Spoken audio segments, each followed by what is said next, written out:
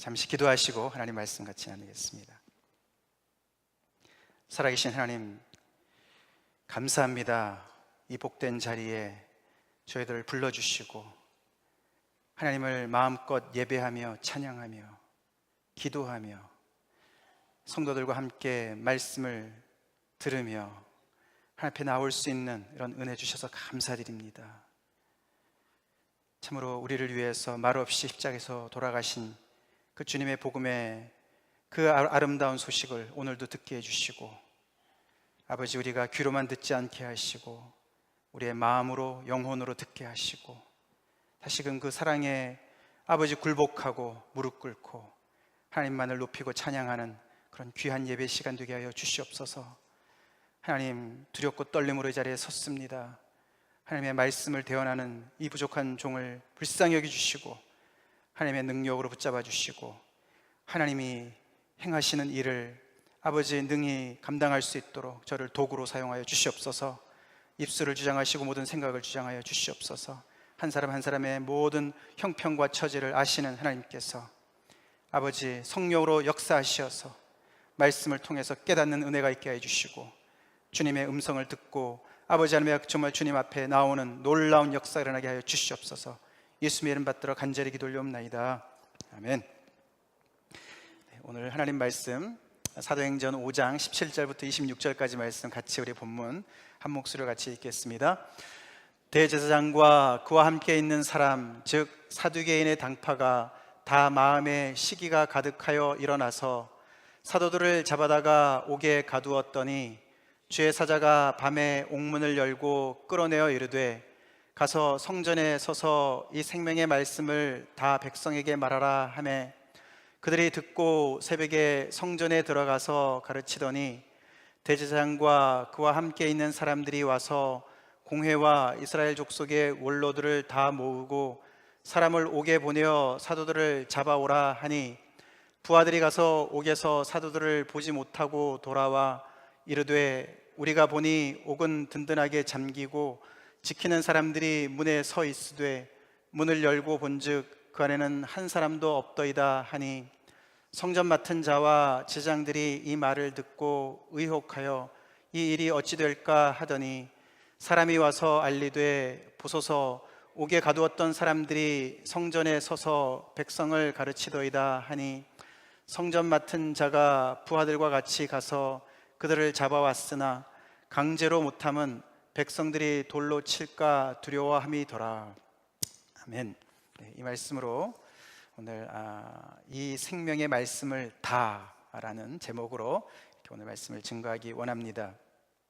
오늘 본문은 이제 교회에 임한 두 번째 핍박입니다. 지난번에 우리가 살펴본 거에 이어서 이제 외부로부터 오는 두 번째 핍박입니다. 대제사장과 그와 함께 있던 사람들, 주로 사두개파 사람들입니다. 그 사람들이 제사장들이거든요. 그 사람들이 오늘은 중심으로 이렇게 사도들을 이제 핍박하는 그런 이제 이야기가 시작이 됩니다. 지난번에는 베드로와 요한에게만 위협하고 핍박을 했지만 이번에는 사도들 전체를 향한 것입니다. 아마 12사도 전부겠지만 정확하게 인원은 나와 있지 않습니다만 훨씬 더 이제 스케일이 커지고 더 이제 적극적으로 이제 변해가는 것을 우리가 보게 될 것입니다. 지난번에 잠깐 말씀을 드렸지만 예수님이 이 땅에 오셔서 사역을 하신 이후에 이제 교회가 여기까지 이제 오기까지는 한 줄 잡아서 10년에서 한 15년 정도밖에 지나지 않았습니다. 여러분들 오늘 말씀을 이렇게 시작이 원합니다. 10년 전을 한번 떠올려 보십시오. 여러분 각자 인생의 10년 전을 한번 떠올려 보세요. 그때 자신의 모습을 상기해 보시기 바랍니다. 10년이면 강산이 변한다 그러는데 요즘은 더 빨리 변하죠. 그 10년 동안 여러분들은 이런 질문을 한번 던져보세요. 나는 지난 10년간 무엇에 끌려서 살았나?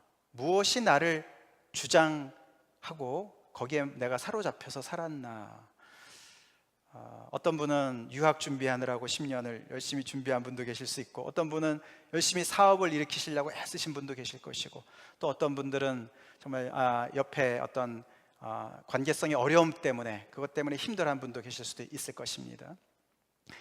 오늘 이 두 그룹, 이 대제사장을 중심으로 한 성전의 실세들과 다른 그룹 사도들, 예수 그리스도의 사도들, 이 두 그룹의 어떤 그런 10년간의 모습을 살펴보면서 참 인생 참 잘 살아야 되겠구나, 그런 생각을 우리가 하면서 우리가 설교를 끝날 때에는 앞으로 10년 후에 우리의 모습을 그려볼 수 있으면 좋겠습니다.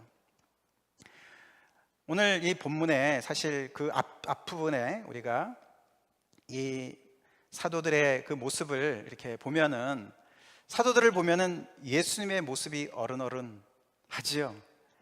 그 특별히 5장 12절부터 이렇게 그 오늘 본문 바로 앞에 부분에 보시면 사도들의 손을 통해서 민간의 표적과 기사가 많이 일어났다, 우리가 지난주에 살펴봤죠. 그리고 또 심지어는 병든 사람을 메고 거리에 나가 침대와 요 위에 누이면 베드로가 지나갈 때에 혹 그의 그림자라도 누구에게 덮일까 바랄 정도로 그렇게 그 사도들을 통해서 놀라운 표적과 기사가 일어나고 있었습니다. 그래서 예루살렘 부근에 수많은 사람들이 모여서 병든 사람하고 더러운 귀신 들린 사람들을 다 데리고 와가지고 그들의 그 괴로움받는 사람들을 데리고 와서 다 나음을 얻게 하는 그런 기사가 바로 오늘 본문 앞에 기록이 되어 있습니다. 오늘 조금 전에 제가 읽어드린 본문을 보면은 이 말씀이 기억납니다. 우리 마가복음 6장에 보면은 예수님이 생전에 계실 때도 똑같은 일이 일어났었습니다. 아무데나 예수께서 들어가시는 지방이나 도시나 마을에서 병자를 시장에 두고 예수께 그의 옷가에라도 손을 대게 하시기를 간구하니 손을 대는 자는 다 성함을 얻으니라. 조금 차이는 이제 예수님이 아니고 제자들인 거죠. 사도들인 거예요. 예수님 곱하기 12이 된 거예요. 예수님 같은 분들이 더 많이 늘어났어요. 근데 이 사도들에게도 예수님이 행하셨던 그런 놀라운 그런 표적과 기사들이 사도를 통해서 일어나는 겁니다. 그래서 모든 그런 병이나 귀신에게 괴로움을 당했던 사람들이 나오는 쪽쪽 다 나음을 얻었다. 여기 보면은 다 성함을 얻었다. 그래서 이 사도들은 정말 그들의 삶이 이렇게 놀라운 예수님의 자신의 그 주를 닮은 삶이었습니다. 이런 정말 표적과 기사를 일으키는 놀라운 초자연적인 삶뿐만 아니라 우리가 그 조금 앞에 보면은 그들은 서로가 물건을 통용하면서 자기 것이라고 하지도 않고 그 안에 정말 이 물질을 대하는 태도도 완전히 바뀌고 굉장히 다른 삶을 살아가는 이 사도들을 우리가 보지 않았습니까? 사실 이런 모습은 사실 예수님께서 이미 예언하신 이야기지요. 요한복음 14장에 내가 진실로 진실로 너에게 이르노니 나를 믿는 자는 내가 하는 일을 그도 할 것이고 또한 그보다 큰 일도 하리니 이는 내가 아버지께로 감이라 라고 요한복음 14장에서 예수님께서 이 땅에 남겨두신 자기의 사람들을 끝까지 사랑하신다는 그 이야기와 함께 이들에게 이런 약속을 해주셨어요. 그래서 지금 거의 10년 정도 지난 이때에 이 사도들은 정말 놀랍게 예수님이 하시는 일을 그대로 정말 병들고 소외되고 눌린 사람들을 향해서 그들을 정말 향해서 이 복음의 능력을 나타내는 놀라운 그런 사역들을 감당하면서 예수님께서 내가 하는 것보다 더 큰 일을 너희들 할 거다라고 말씀하신 그대로 이렇게 이루어지고 있습니다. 그래서 우리는 이 사도들을 볼 때에 그들 속에 역사하는 생명은 다른 게 아니라 이 하늘의 밀인 예수님의 생명인 것을 우리가 확인할 수가 있습니다. 요한복음 12장 같이 한번 읽어볼까요? 내가 진실로 진실로 너에게 이르노니 하늘의 밀이 땅에 떨어져 죽지 아니하면 하늘 그대로 있고 죽으면 많은 열매를 맺느니라. 예수님께서 이 말씀을 하시고 십자가를 향해서 가셨습니다.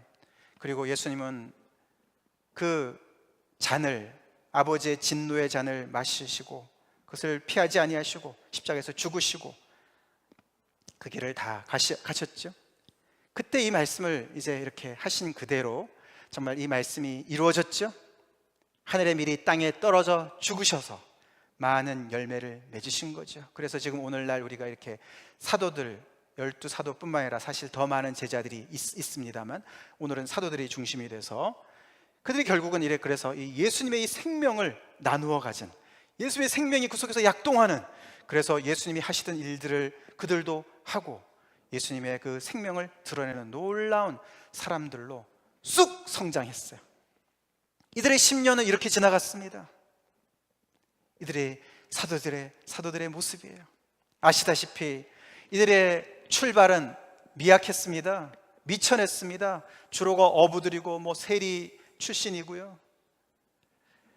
그냥 예수님께서 나를 따라오너라, 내가 너희로 사람을 낚는 어부가 되게 하리라는 그 말씀을 붙잡고 모든 것을 다 버리고 예수님을 따라 나섰는데, 그들 앞에 이런 인생이 펼쳐질 줄 누가 알았겠습니까? 그들은 이 하늘의 미래 생명에 사로잡혀서 사는 사람들이 됐어요. 거기에 반해서 이 대제사장을 중심으로 한 성전 실세는 어떤 모습인가요? 오늘 17절 우리 시작하는 본문이 대제사장과 그와 함께 있는 사람, 즉 사두개인의 당파가 다 마음에 시기가 가득하여 일어나서, 이렇게 이야기로 시작을 하지 않습니까? 근데 사실 이 모습은 생소한 모습이 아닙니다. 예수님이 살아생전에도 똑같이 이렇게 얘기를 했고요. 그리고 그 예수님을 성전을 모욕한다고 그래서 결국은 성전을 허문다, 그래서 그런 똑같은 그런 시기심으로 예수님을 죽이지 않았습니까? 10년 전과 똑같은 모습을 보게 됩니다. 아시다시피 그 당시에 성전은 이 유대인들의 생활에서 가장 핵심에 있었습니다. 종교적으로도 뿐만 아니라 정치적으로, 경제적으로, 사회적으로 모든 것이 다 이 성전을 중심으로 이루어진 그런 공동체였기 때문에요, 거기에서 가장 수장인 대제사장, 굉장한 권세를 가지고 있었고요. 그와 함께 있는 사두개파 사람들, 그게 이제 대제사장도 사두개파 사람들이거든요. 사두개파 사람들은 역사적으로 보면 굉장히 현세주의적인 사람들이었습니다. 그들은 그래서 이 성전에서 제사를 계속 드려야 되기 때문에 그 로마 정부랑 굉장히 많은 부분에서 타협을 했습니다. 타협을 하면서까지 이 성전의 이 제사 제도를 유지하려고 애를 썼던 사람들입니다. 그들은 그런 삶과 똑같이 그들의 신학은, 저번에도 봤지만서도 그들은 영적인 것을 무시하는 사람들이었습니다. 부활을 믿지 않는 사람들입니다. 그리고 더 나아가서는 천사 같은 것도 믿지 않아요. 근데 오늘 본문에 보시면은 천사가 등장하죠. 주의 천사가 나타나서 그들을 감옥에서부터 건져내지 않습니까? 근데 그들은 그런 걸 믿지 않습니다. 그런 믿지 않고 오직 그들은 목숨을 거는 게 딱 한 가지가 있었는데, 성전을 사수하는 것입니다. 성전을 보호하는 것이었습니다. 수호하는 것이었습니다. 여기 오늘 보면은 마음에 시기가 가득했다. 이 시기라는 단어는 사실 종교적인 열심을 나타내는 단어입니다. 그냥 우리가 그냥 보통 얘기하는 시기심을 얘기하는 것이 아니에요. 사실은 이 사람들은요, 자기들이 굉장한 열심을, 하나님을 향한 열심을 가지고 있다고 생각했습니다. 그렇게 믿었습니다. 그래서 이 성전을 지키는 것이, 성전에서 일어나는 모든 잘못된 것으로부터 이 성전을 지키는 것이 자기들의 사명이라고 생각하고, 그것이 하나님을 섬기는 예라고 분명히 믿었었던 사람들이에요. 그래서 그것을 어기는 모든 것들을 향해서 이런 엄청난 열정을 가지고, 종교적인 열정을 가지고 이렇게 지금 대드는 것입니다. 마치 바울이 예수님 만나기 전 사울 때 그가 율법의 열심을 가지고 있었지 않았습니까? 그런 똑같은 열심을 가지고 그들은 이 열심을 가지고 이 사도들을 핍박하는 것이에요. 왜냐하면은 우리가 여기 5장 12절 앞에 부분에 보시면은 아까 잠깐 읽어봤지만 사도들의 손을 통하여 민간의 표적과 기사가 많이 일어나매 믿는 사람이 다 마음을 같이하여 솔로몬 행각에 모이고, 이런 표현이 사실 나와 있습니다. 이 솔로몬 행각이라는 곳이 성전, 큰 그 성전에 여러 건물이 있거든요. 거기에 일부분에 속해 있는 부속 건물인 거예요. 그래서 지금 사실은 이 대제사장과 그 모든 종교 지도자들의 면전 앞에서, 코앞에서 이 제자들이 계속 모이는 거예요 지금. 그래서 거기 계속 모여가지고 이 예수님의 부활을 이야기하고, 그 안에서 놀라운 표적이 일어나고 기사가 일어나고, 그래서 사람들이 계속해서 이 자기들이 하는 이 성전에 와서 예배를 드리고 동물의 제사를 드리고, 이 자기들이 지금 주관하는 곳에 예배를 오지 않고 거기 솔로몬 행각으로 가는 거예요 자꾸만. 그러니까 그런 데서 오는 굉장한 시기심뿐만 아니라, 그래서 이런 어떤 새로운 신흥, 어떤 그런 무브먼이, 운동이 일어나기 때문에 그것을 이렇게 핍박하는 그런 모습으로 나타나게 되는 것입니다. 이들은 굉장한 종교적인 신념을 가지고 있지만 그 신념이 얼마나 자기중심적으로 변했고 그리고 고착화됐는지를 사실 모르는 상태에 있었습니다. 예수님 당시에도 그랬고 이미 10년 후, 15년 후에도 여전히 똑같은 모습으로 그들은 예수님의 제자들을 향해서 똑같은 핍박을 하고 있습니다. 근데 놀라운 재미있는 모습은 오늘 본문을 보시면 이들을 너무나 닮은 사람들이 나오는데요, 이 23절에 보시면 약간 좀 코믹하지요, 그죠? 이게 지금 텅 빈 옥을 지금 지키고 있는 군사들이에요, 그죠? 이 사람들은 모르고 있었나 봅니다. 아마 그냥 계속해서 지금 옥을 지키고 있는 사람들이에요. 그래서 이제 이 대제사장이 거기 공회원들을 초대하지 않았습니까? 다 불러 모아가지고 이스라엘 족속의 장로들, 원로들도 다 모아가지고 이제 예수님을 심판했듯이 똑같이 재판을 하려고 사도를 불러내서 하려고 이제 그래서 그 병사를 보냈는데, 그들이 가봤더니 옥은 든든하게 잠겨 있는데 그리고 밖에는 지키는 사람들도 있었는데 어떻게 해요? 문을 열고 봤더니 그 안에 한 사람도 없는 거잖아요. 이 텅 빈 감옥을 열심히 사명을 가지고 지키는 이 군사들을 생각해 보십시오. 아마 밤을 샜을지도 몰라요. 그리고 자세를 고쳐가면서 말이죠, 열심히 거기서 자기의 임무를 잘 감당하고 있었을지 몰라요. 근데 정작 무슨 일이 일어난지는 전혀 모르는, 알맹이는 쏙 빠져있는 텅 빈 감옥을 지키고 있는 거예요. 근데 너무 재밌지 않습니까? 이들의 모습이 꼭 대제사장과 성전을 맡은 자들의 모습과 같지 않습니까? 성전의 껍데기만 지키고 있는 그들의 모습과 너무나 닮아 있습니다. 우리는 알고 있습니다. 이미 예수님께서 십자가에 달려 돌아가시기 전에 이미 성전을 향해서 이미 심판을 내리셨어요. 그거 아시죠? 이 부분이 바로 그 장면인데요, 예수께서 감람산에 성전을 마주대야 앉으셨을 때에 이 표현이 이 유대인적으로 생각을 하면요, 이렇게 랍비가 앉는다 그러면은 이렇게 재판하는 걸 얘기하는 거예요. 선포를 하는 걸 얘기하는 거예요. 그래서 사실은 예수님께서 성전을 심판하는 장면이다, 이렇게들 주석자들이 많이 얘기합니다. 이 감람산에서 말이죠, 제자들이 뭐라 그랬습니까? 저 성전에 좀 건물 좀 보세요. 저기 얼마나 정말 엄청납니까? 성전이 정말 대단히 웅장하지 않습니까? 그렇게 얘기했을 때 예수님께서 뭐라 하셨습니까? 돌 위에 돌 하나도 남기지 않고 다 이제 무너질 것이다 라고 말씀하신 이후에 이 얘기를 하시는 거예요. 그래서 앉으셨는데 베드로와 야고보와 요한과 안드레가 조용히 묻되 우리에게 말씀해 주세요. 어느 때 그런 일이 있겠습니까? 언제 성전이 그렇게 무너집니까? 이렇게 웅장한 화려한 이 성전이 언제 그렇게 정말 돌 위에 돌 하나도 남지 않고 다 무너집니까? 그리고 이 모든 일이 이루어지려 할 때 무슨 징조가 있사오리까? 그러면서 마가복음 13장에 이 말세의 징조와 함께 여러 가지 예수님의 그런 예언의 이야기가 펼쳐집니다. 그래서 예수님은 마지막 일주일 이 땅에 계실 때 성전에 가셔서 이미 만민이 기도하는 집을 너희가 강도의 구렬로 만들었다라고 말씀하셨고요. 그래서 그 성전은 이미 하나님의 영이 떠난 지 오래됐고 그냥 인간의 집단의 모임으로 이미 하나님께서, 예수님께서 다 말씀하시고 여기서도 분명히 이렇게 무너질 것을 다 말씀하셨어요. 다시 말해서 성전에 가장 중요한 하나님께서는 안 계시는 그 빈 껍데기를 붙잡고 거기에 목숨을 거는 거예요. 이 사람들은 이 병사들처럼 말이에요. 얼마나 자기 열심을 가지고 열심히 하지만 결국 이런 하나님이 빠진, 생명이 빠진, 내용이 빠진 그런 어떤 자기의 신념에 충실한 그런 대제사장과 그의 모든 그 측근들의 사람들은 안타깝게도 그렇게 살아왔습니다. 10년을 그렇게 살아왔어요. 그래서 오늘 본문을 봐도 그렇고 지난번 우리가 앞에서도 2장 3장에서 봐도 그렇고 이들은 마치 손바닥으로 하늘을 가리려고 하는 사람들과 같이 점점 변해가고 있었습니다. 그렇지 않습니까? 사실 오늘 같은 이런 사건만 났어도 23절 같은 데 보면은 그걸 알아봐야 되는 거 아니에요? 도대체 사람들이 증발했냐고요? 증발하지 않았습니까? 다른 건 그대로 있는데 사람들이 없어졌어요.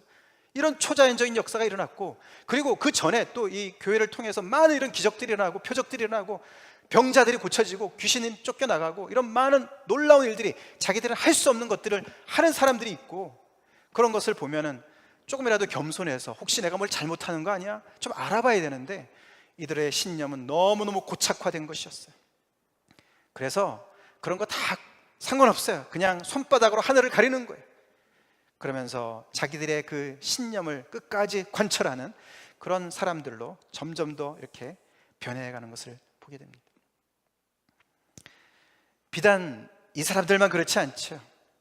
여러분이 처음에 던진 질문을 다시 돌아가서, 지난 10년간 여러분들은 어떤 것에 사로잡혀서 사셨습니까? 그것이 여러분의 인생을 좌지우지하는 거예요. 염려입니까? 두려움입니까? 명예입니까? 돈입니까?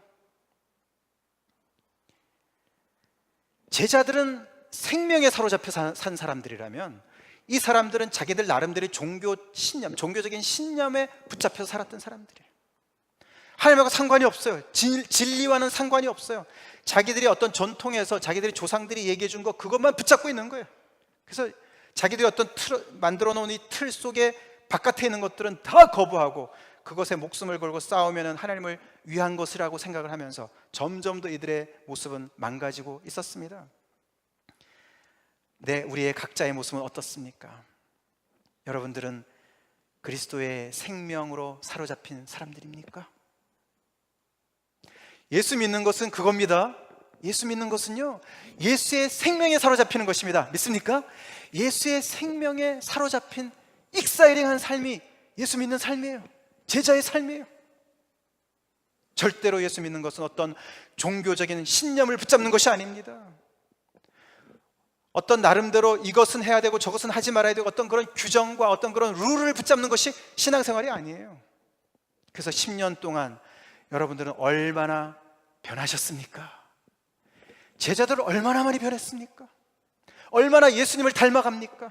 얼마나 예수님의 그 냄새가, 향기가 나타나고 있습니까? 그것이 바로 이 예수님의 생명을, 하늘의 미를, 그 미래 생명을 품은 사람들의 모습인 거예요.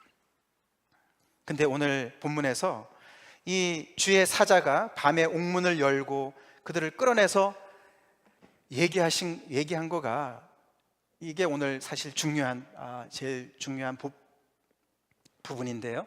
같이 한번 읽어보겠습니다. 다시 시작. 가서 성전에 서서 이 생명의 말씀을 다 백성에게 말하라 하매, 주의 사자가 그들을 추록을 시킨 이유가 있었습니다. 이렇게 세 단어로 가서, 서서, 말하라, 이렇게 명령을 하는 거예요. 이들이 지금 옥에 갇혀있는 시간이 없는 것처럼 얘기를 하세요. 그죠? 주의 사자가 나타나서 너네가 가서 성전에 서서 말해야 된다. 근데 뭐를 말하냐면은 이 생명의 말씀을 다 말하라는 거예요. 제가 중요한 부분을 빨간 거로 이렇게 언더라인을 해서 말씀을 이렇게 강조했습니다. 재미있는 것은 이 생명이라는 단어는요, 주의 사자가 그 당시에 일어나고 있었던 이 뉴 무브먼트, 신흥, 이 어떤 운동, 새마을 운동도 아니고 말이죠, 이 새로운 운동, 이것을 여러 표현을 하는데 그 중에 하나의 이름이에요. 우리가 사실 이게 5장 11절에 온 교회와 이 일을 듣는 사람들이 다 크게 두려워하니라 해서 그 온 교회라는 단어가 사도행전에 처음 등장하는 그 순간이었습니다. 그러니까 이 지금 예수 그리스도의 이 생명을 받은 이 무리들, 그들을 통해서 새롭게 일어나는 모든 이 생명의 역사들, 이런 거를 교회라고도 표현도 하고요, 여기는 이 생명이라고 표현하는 거예요. 이 생명이라는 것이 그냥 얘기가 아니라 이 무리들을 지칭하는 이름이에요. 이름.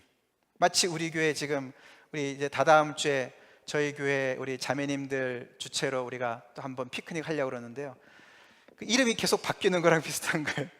제가 처음에는 여선교회다가 붙였다가, 그죠? 이제는 뭐 그 지난번에 우리 모임에서는 뉴 커버넌트, 아니 뭐라 그랬죠? 새 언약교회 자매회, 뭐 이렇게 공식적으로 만드셨다 그러던데, 제가 그래서 오늘 그렇게 붙이긴 했습니다만, 이름인 거예요. 이 지금 제자들 무리의 이름이에요. 그 이름이 뭐라고요? 이 생명이에요. this life. 이름 멋있지 않습니까? 근데 이 생명의 특징은 뭐냐면요, 이 생명은 그 안에 선물을 받은 사람들은 그 생명을 살게 되어 있습니다. 할렐루야! 살게 되어 있어요. 근데 그 생명을 이들은 이미 살고 있었습니다. 그래서 많은 병자들과 귀신 들린 사람들, 예수님과 같이 정말 그런 놀라운 능력을 행하면서 그들을 고칠 뿐만 아니라 서로가 정말 자기 것을 희생하면서 서로가 공동체 생활도 하고 사랑하고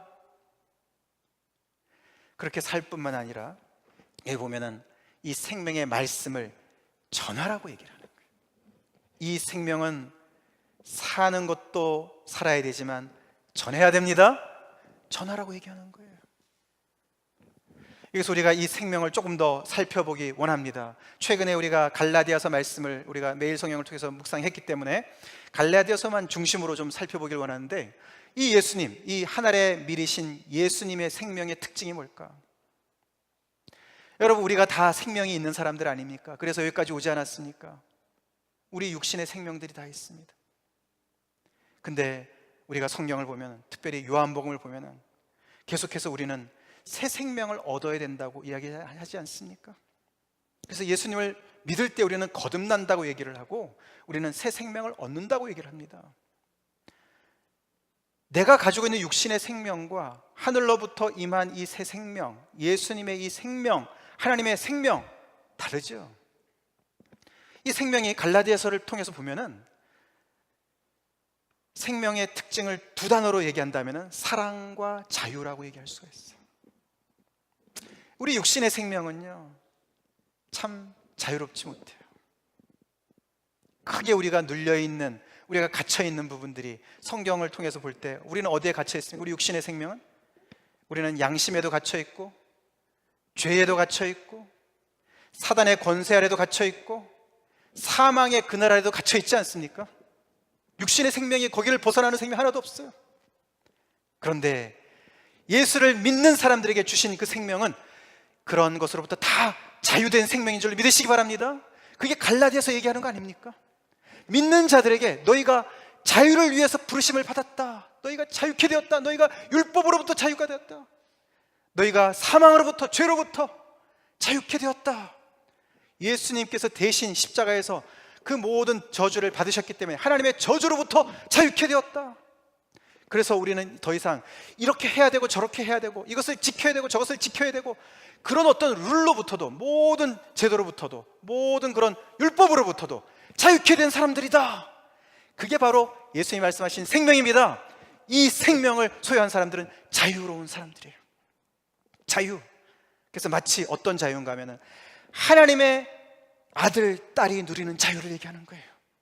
그게 갈라디아서 얘기 아닙니까? 그래서 그들은 이 유대인들이 정말 몇천 년 동안 눌려져 있던 그 율법과 장로들의 전통, 그 유전, 그 밑에서 계속해서 그 눌려져 있던, 그래서 특징적으로 할례를 얘기하죠. 할례를 받아야 되고, 또 모든 음식의 그런 모든 법들을 다 지켜야 되고, 그래서 예수 믿는 사람에게조차도 할례를 받아야 되고 그런 음식 법을 다 지켜야 된다라고 이야기하는 사람들을 향해서 바울이 얘기하는 거 아닙니까? 너희들은 예수 그리스도 안에 들어왔으면, 그것을 믿었으면, 듣고 믿은 사람이면 그 모든 것으로서는 자유케 된 사람들이야 라고 선언하는 것이 아닙니까? 자유의 헌장, 그게 갈라디아서 아닙니까? 근데 바울이 그들에게 한 가지 더 이야기하죠. 그런데 그 자유로 육체의 기회를 삼지 말고 오직 사랑으로 서로 종로를 타라. 예수님과 같이 십자가를 져라. 할렐루야.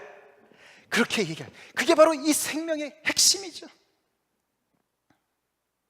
우리가 육신의 생명으로도 사랑을 어느 정도는 하지만 절대로 이타적인 사랑은 불가능하죠. 예수님이 말씀하신 대로 원수까지 사랑하는 것은 불가능하죠. 내 자신도 사랑하지 못하는데. 그런데 이 하늘에 미리신 예수 그리스도의 생명이 들어온 사람들에게는 놀라운 사랑이 있습니다. 하나님의 사랑이 있습니다. 아가페 사랑이 있습니다. 자기는 손해보더라도, 자기는 죽더라도 다른 사람을 살리는 그리스도 예수의 그 생명이 나타나는 사랑이 있습니다. 이 생명을 얘기하는 거예요. 여러분들은 이런 생명의 맛을 내고 계십니까? 이 생명을 맛보고 계십니까? 자유를, 사랑을 만끽하고 계십니까? 주님 안에서. 갈라디아서 또 다른 말에 이런 말이 나오죠. 같이 한번 읽어볼까요? 그리스도 예수 안에서는 할례나 무할례나 효력이 없으되 사랑으로서 역사하는 믿음뿐이니라. 이런 비슷한 유의 말씀이, 똑같은 말씀이 갈라디아서 5장 15절에 나오죠. 같이 읽겠습니다. 할례나 무할례가 아무것도 아니로되 오직 새로 지으심을 받는 것만이 중요하니라. 이렇게 자유를 얻은 그리스도의 사람들은 할례냐 무할례냐 상관이 없다는 거예요. 할례를 받아서 내가 할례를 받았었는데 그래서 내 몸에 흔적이 있어. 나는 하나님의 백성이라는 흔적이 있어. 그래서 그거 믿고 내용은 하나도 없이, 삶의 내용은 하나도 없이 나는 이 흔적은 있어, 할례의 흔적만 붙잡고 살아가는, 그게 믿는 사람이 아니라는 거예요. 나는 모태신앙이야, 나는 교회 장로야, 집사야, 권사야, 이런 직분 붙잡고 있는 거 아무 상관이 없다는 거예요. 진짜 중요한 건 뭐라고요? 사랑으로서 역사하는 믿음의 내용이나 아니면 새로 지으심을 받는 것, New Creation, 새 창조물, 변화된 삶, 그것이 중요한 거다. 할렐루야. 복음은 이렇게 본질적인 거예요. 그러니까 대제사장을 비롯한 성전 맡은 사람들이, 이 성전 실세들이 얼마나 복음을, 하나님의 이 말씀을 오해했습니까? 곡해했습니까? 예수님께서 이미 심판하신 그 성전을 붙잡고 그것을 지키려고 목숨을 사수합니다. 그래서 결국에는 AD 70년에 아마 이 사도행전이 바로 그 직전에 쓰여진 거라고 다들 봅니다.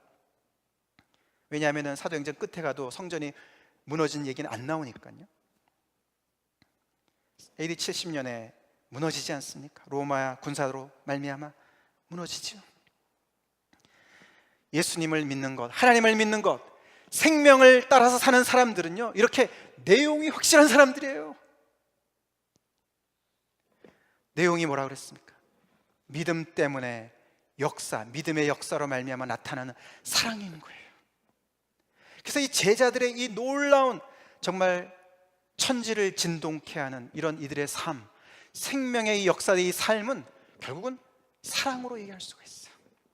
이 생명의 말씀을 증거하는 삶과 모든 것들이 결국은 예수 그리스도의 사랑이죠. 사랑으로서 역사하는 믿음이에요. 우리 안에 그런 생명의 약동이 있냐 살펴봐야 되죠. 한 가지 더 말씀을 드리면, 이 생명의 말씀은 결국은 복음을 이야기하고, 이것은 하나님의 복음입니다. 갈라디아서에 보면 하나님의 복음이라는 표현이 나옵니다. 혹시 여러분들 중에 이거는 2000년 전의 얘기 아닙니까? 2000년 전 얘기. 그 복음이 우리랑 무슨 상관이 있습니까? 21세기에 사는 우리한테 무슨 상관이 있습니까? 그런 질문을, 혹시 의문을 갖고 계실 분들이 계실까 해서 제가 말씀을 드리는데요. 변하지 않는 게 두 가지가 있죠, 그죠? 하나님이 안 변하시고 인간이 안 변해요. 죄인이 안 변해요. 그래서 인간이 아무리 문명이 발달했어도, 과학이 발달하고 지식이 아무리 발달했어도 인간의 이 속의 이 마음의 문제, 인간의 이 관계성의 문제, 됨됨이의 문제는 똑같아요. 이때 사람들하고 똑같아요. 하나님도 변하시지 않으시고 예수님도 변하시지 않으시죠. 그러기 때문에 이 진리의 생명의 말씀 또한 변하지 않습니다. 이 생명의 말씀이 그때 사람들도 구원했다면 지금도 구원하실 능력이 있으십니다. 그것을 여러분 꼭 믿으시기 바랍니다. 그래서 하나님께서는 우리에게 구원 얻을 만한 이름을 딱 하나밖에 안 주셨다 그랬어요. 예수 그리스도밖에 우리가 구원받을 이름이 없어요. 우리 문제가 똑같고 우리가 구원받을 그 말씀도 딱 하나라는 것입니다. 그래서 이런 놀라운 생명이 들어와 있는 사람들이기 때문에 가서 서서 말하라 라고 주의 사자가 명령하는 겁니다. 사실 이런 기적은 매번 일어나지는 않았습니다. 여러분들이 성경을 잘 아시는 분들은 사도행전 저 뒤에 가보시면요, 바울이 말이에요, 하나님께서 그렇게 바울을 많이 쓰시는데 바울이 2년 동안 감옥에 갇혀 있었어요. 아무런 이유도 없이 그냥 같이, 성경은 그냥 이태 동안 구류당했다 이렇게만 나와요. 그 2년간 그 바울을 하나님께서 이렇게 이런 것처럼 이렇게 풀어주셨으면 얼마나 많은 사람들을 구원하셨을까요? 구원했을까요? 그래서 우리는 참 하나님의 이런 역사들은 정말 하나님 마음이세요. 하나님 마음이세요. 근데 여기에서는 하나님께서 즉각적으로 천사를 보내셔서 옥문을 여셨습니다. 오늘날 교회가 이런 메시지를 가지고 있냐? 그리고 이 메시지를 서서 말하고 있냐? 교회 안에서도 이런 생명의 말씀을 의심하고 있지 않나? 우리는 그런 것을 돌아봐야 됩니다. 만약에 이런 생명의 말씀을 우리가 품고 있지 않다면 교회로 존재할 이유가 없어요. 이유가 없습니다. 자, 그래서 여기서 제가 사실은 여기 이 슬라이드에서는 제가 이 생명, 예수님의 생명의 특징, 우리 안에 들어온 생명의 그 어떤 본질을 설명을 드렸다면, 이 다음 여기 마지막 여기서는 제가 이 말씀을 다라는 것에 초점을 맞추기 원합니다. 이 생명의 말씀을 다 이렇게 말씀을 했는데요, 우리가 이 생명을 살고 있고 우리가 이 생명을 맛보고 있는 것으로 충분하지 않고 이것을 다 전해야 되는데, 이게 이 생명은 현상 아닙니까? 그죠? 지금 이미 경험되어지고 있는, 삶에서 나타나고 있는 현상들이에요. 제자들이 지금 이렇게 살아가고 있는 이 모든 것들이 이 생명이 있기 때문에 그런 삶을 사는 거예요. 그것만으로는 부족한 거예요. 아시겠습니까? 그래서 이 생명을 말씀이라는 어떤 그 규정된 말씀이 있는 거예요. 이거 굉장히 중요한 얘기입니다. 말씀이라는 것은 어떻게 해요? 기록된 거잖아요. 그죠? 영어로는 articulate 됐다 그랬어요. 이렇게 또박또박 이 생명이 어떤 것인가가 이렇게 명시가 되어 있단 말이에요. 그게 말씀이에요. 기록된 말씀. 다시 말해서 이게 복음이라는 거예요. 복음, 진리, 복음, 말씀. 말씀은 조금 더 이렇게 규정된, 이렇게 말씀이 어떤 것인가를 나타내는 그런 것을 얘기합니다. 다시 말씀을 드리면은, 이런 생명의 현상으로만은 복음이 뭔지를 잘 모를 수가 있어요. 그것을 여러 가지로 해석할 수가 있어요. 심리적으로도 해석할 수가 있고요. 근데 이 사람들이 이렇게 살아가는 이유는 바로 이 말씀 때문이라는 거예요. 이 복음 때문이라는 거예요. 이 복음이 바로 뭐냐 하면은, 이렇게 바울이나 다른 사도들이 다 전했지만 이 복음은 자기들이 만들어낸 것이 아니지 않습니까? 그렇죠? 내용이 있어요. 복음엔 내용이 있어요. 여기도 보시면은 데살로니가 전서에서 바울이 복음을 위탁받았다 이렇게 얘기를 해요. 복음을 위탁받은 거예요. 이 복음이라는 것은 말씀의 내용이 있거든요. 성경의 내용이 있잖아요. 그죠? 어떻게 보면 교리적인 구원의 교리들 같은 가르침이 있습니다. 근데 이 말씀을 받았다, 우리 게 아니다. 그래서 어떻게 보면 생명은 주관적인 것을 띌 수 있지만 이 말씀이라는 것은 굉장히 객관성을 띠고 있습니다. 그죠? 그 다음에는 이 말씀을 다 전하라는 것이에요. 다. 말씀이 덩치가 이만하다면은 일부분만 맨날 자기가 좋아하는 것만 맨날 몇 가지만 믿고 그 말씀만 전하는 게 아니라요, 이 말씀 전체를 다, 영어 표현은 all the words of this life 이렇게 나와 있어요. 아니면 the full message of this life 이렇게 얘기했어요.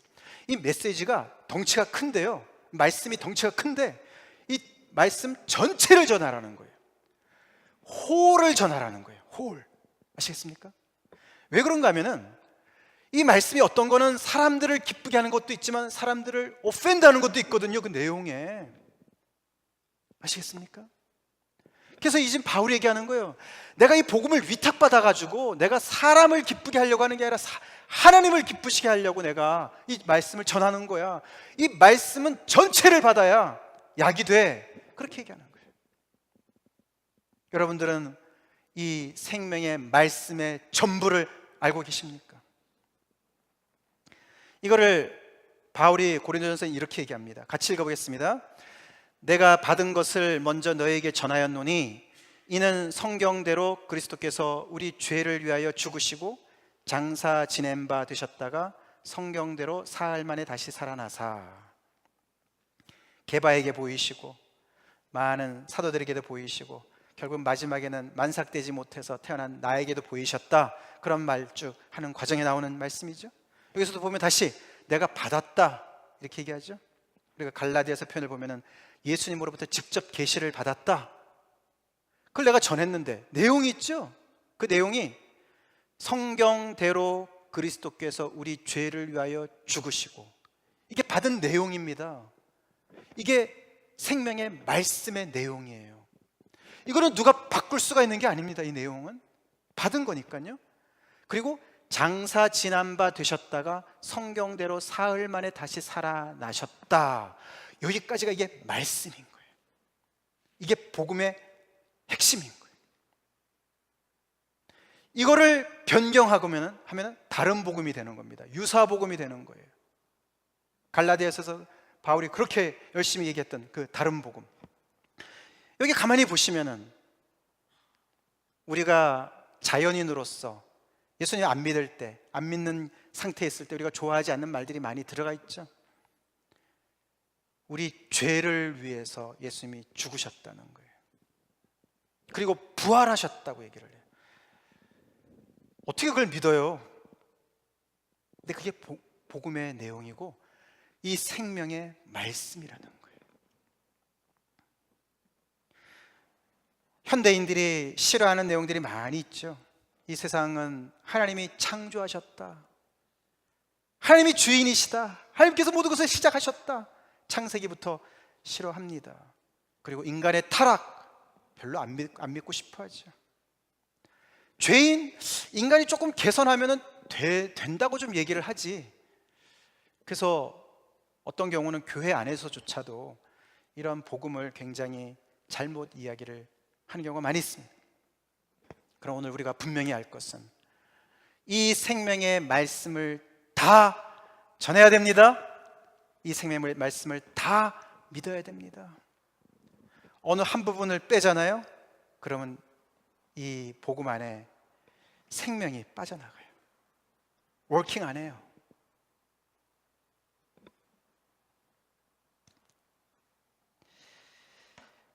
말씀을 마무리합니다.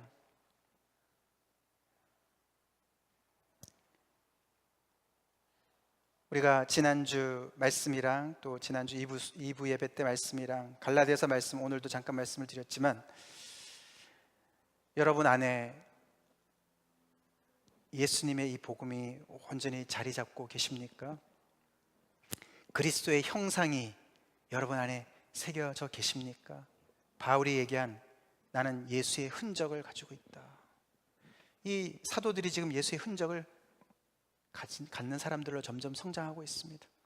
물론 그것은 어떤 핍박을 당한 어떤 육신의 어떤 그런 어떤 자국을 얘기할 수도 있겠지만 꼭 그것만이 아니라도 우리 삶 속에 예수의 흔적, 예수의 생명의 흔적이 있습니까? 확실합니까? 점점 더 분명해지고 또렷해지고 그것이 나를 넘어서서 넘쳐나서 이웃을 향해서 나가고 있습니까? 지난 10년 동안 여러분들 어떻게 신앙생활 하셨습니까? 무엇을 붙잡고 신앙생활 하셨습니까? 성경에 계속 보면은 항상 이 비본질적인 생명이 없는 종교가 항상 이 생명의 예수를 따르는 사람들을 핍박합니다.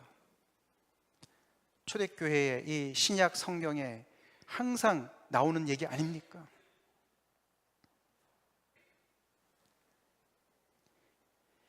이 생명의 역사들이 여러분의 삶 가운데 나타날 뿐만 아니라 여러분 이 생명의 말씀을 분명하게 또렷하게 다 아십니까? 잘 아십니까?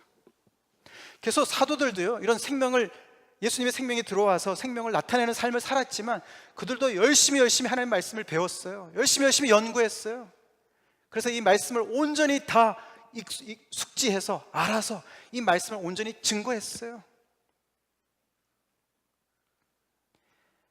그것을 우리가 온전히 모를 때 우리는 취사 선택하게 되고 그래서 한 부분만을 강조하고 우리 현대인들에게 입맛에 맞지 않는 것들을 자꾸만 무시하면서 이것도 없어도 될 것 같고 저것도 없어도 될 것 같고, 그냥 하나님은 사랑이시고 그냥 하나님께서 우리 모두를 그냥 품으시고 용서하시고 다 받으시고 용납하신다, 이런 잘못된 반쪽짜리 다른 복음을 우리가 믿게 되고 증거하게 되고, 그리고 그것을 사수하면서 진짜 생명을 가진 사람들을 핍박하는 자리까지 우리도 갈 수가 있는 것이에요.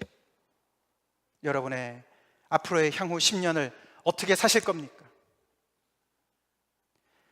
이 예수님을 아직 바깥에, 아직 예수님을 영접하지 않으신 분이 계시다면은 이런 생명 정말 여러분 사모하십니까? 자유와 사랑, 자유와 사랑, 우리에게 온전한 자유를 주시고 우리에게 생명을 주시고 사랑을 주시고 우리 안에 내용물이 꽉 찬 예수님의 생명으로 꽉 찬 그 길을 알고 싶지 않으십니까? 회개하고 예수님께로 나오십시오. 예수님을 믿으시기 바랍니다. 그렇게 예수님을 믿은 사람들은 생명을 얻은 사람들로서 계속해서 이 제자들처럼 계속해서 더 생명이 왕성한 삶을 살지 못하고, 대제사장들이나 이 성전을 맡은 사람들처럼 이 사람들도 처음에 그랬겠습니까? 신앙생활 오래오래 하면서 점점 더 종교 생활화하고 종교적인 그런 정말 신앙생활에 빠져들고 습관적으로 빠져들고, 그래서 비본질적인 것과 본질적인 것을 구분하지 못하고 비본질적인 것에 목숨을 걸고 그거로 그냥 교회를 가르고 핍박하고, 그런 사람들이 얼마나 많이 있습니까? 오늘 이 말씀을 통해서 성령님께서 우리의 모든 껍데기를 다 깨뜨리시길 간절히 기도합니다. 우리 안에 온전히 이 예수님의 이 생명이 역사하길 간절히 기도합니다. 그래서 우리를 볼 때도 이 예수님의 이 생명이 정말 왕성하게 정말 나타나는 그런 우리 제자들의 무리가 되길 간절히 기도합니다. 그리고 더 나아가서는 이 생명의 말씀을 더 잘 알고 더 숙지하고 이 말씀을 온전히 전파하는, 가서 서서 말하는 우리가 되길 간절히 기도합니다. 다 같이 기도하시겠습니다. 다 같이 오늘 말씀을 붙잡고 이 자리에 계시는, 우리와 함께 계시는 하나님 앞에 여러분의 마음을 열어서, 입을 열어서 고백하시기 바랍니다. 우리의 앉고 일어섬을 다 아시고 우리의 생각을 다 아시는 하나님 아버지 앞에 여러분 그동안 10년 동안 삶을 돌아보시면서 그 안에 얼마나 자유가 있었습니까? 얼마나 사랑이 넘쳐났습니까? 예수님을 믿는다고 하면서도 할례나 무할례나 이런 거 붙잡고 씨름하지 않았습니까? 사랑으로서 역사하는 믿음이 날마다 더 충실해지고 있습니까? 신실하게, 진실하게, 거룩하게 주님 앞에 더욱더 성장하고 계셨습니까? 이런 거 아무것도 아니고 정말 내놓으라면 내용물이 있습니까? 믿음의 내용물이 있습니까? 새로 지으심을 받은 것이 있습니까? 하늘에 미리신 예수님의 생명이 내 안에 있습니까? 들어왔습니까? 그 생명이 나를 사로잡고 나를 주장하고 있습니까?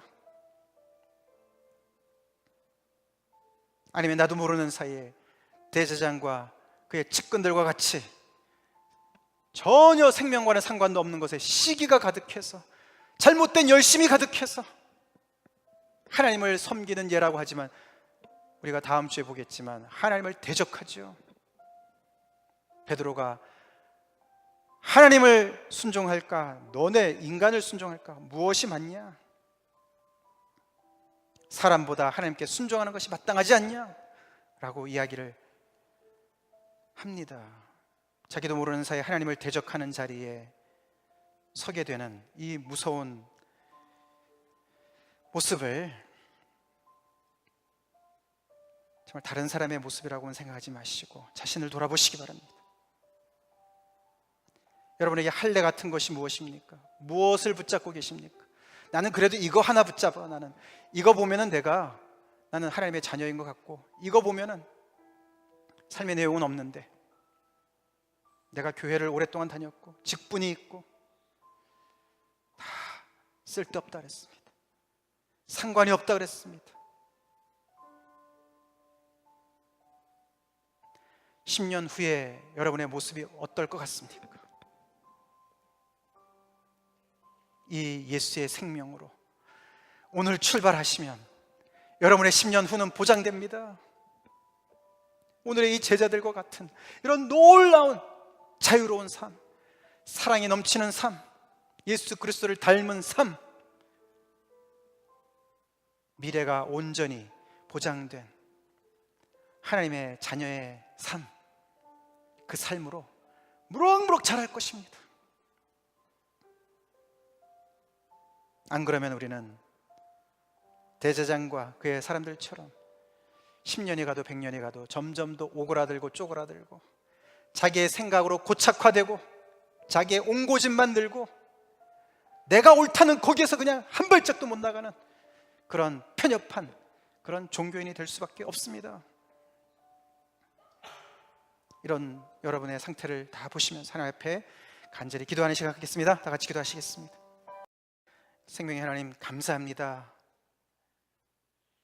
오늘 이 말씀을 통해서 우리 자신의 지난 10년을 돌아보게 하시고 앞으로의 10년을 또한 바라보면서 우리 자신을 하나님 앞에 드리게 해주셔서 감사드립니다.